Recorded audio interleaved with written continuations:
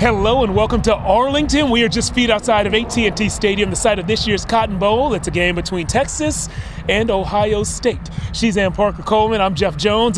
And Parker, today we got to chat with some of the UT football players, and I think the theme of the day was best. Trey Wisner told me that the best part of bowl weeks is watching his teammates practice their celebrations. It happened during the best time of the year, in my opinion, which is football playoff season. And we got to hear these stories while looking at the best accessory in sports broadcasting. This hat is amazing. I'm the best sports broadcaster, too. Oh, I like that. Why Second best, don't worry. Why not pat yourself on the back when you can a little bit? There was a different type of best that the Texas players told you about today. Yes, Coach Steve Sarkisian all week has been saying that this team has yet to play their best game this season.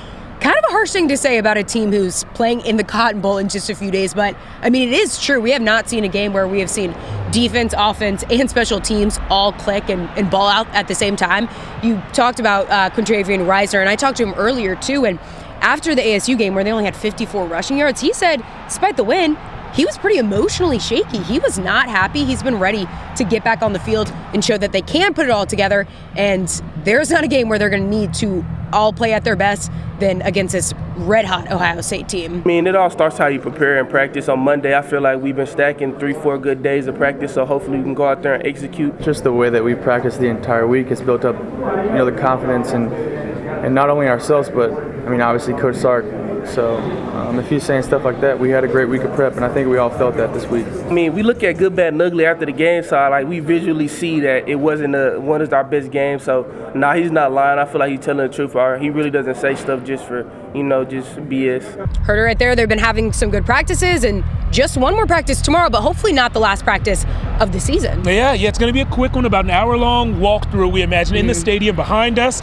And, it's kind of interesting how this season parallels last season in many ways. Here we are again in early January. The Longhorns playing in the Final Four, just like they did last year in the Sugar Bowl against Washington. And the team told us that last year's Sugar Bowl loss taught them the right mindset to reach the Final Four once again and finish this round with a different result. We knew we had to be back because, that feeling it's an addictive feeling. At the end of the day, this is do or die. There's no, you play again next week. This is do or die. It changed our culture because we understood what it takes to get to the Final Four, and, now we're here and we know what it takes. When you have that process in your head, you'll do anything in the world to go out there and to have fun and to go dominate for one another. So we will see on Friday evening if their minds are in the right place and they really did learn from that Sugar Bowl loss.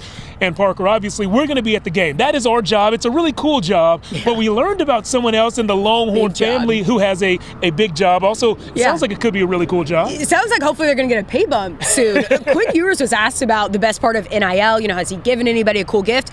He says he keeps his mom on salary. So obviously I had to ask, if you win it all, does she get a pay bump? Okay. We're going to have to think about it. He said they're going to go to the negotiating table, think it out, and I just want you, Mama Ewers, to know I'm fighting for you. I think you deserve a pay raise regardless of what happens. And if she gets it, you deserve 3% for negotiating that pay raise. And KVUE, we deserve a raise because it's cold out here. It is chilly. I think it's going to get colder as the week goes on. We'll be inside that stadium to cover this game on Friday. For Ann Parker, my man Jake behind the camera, I'm Jeff Jones.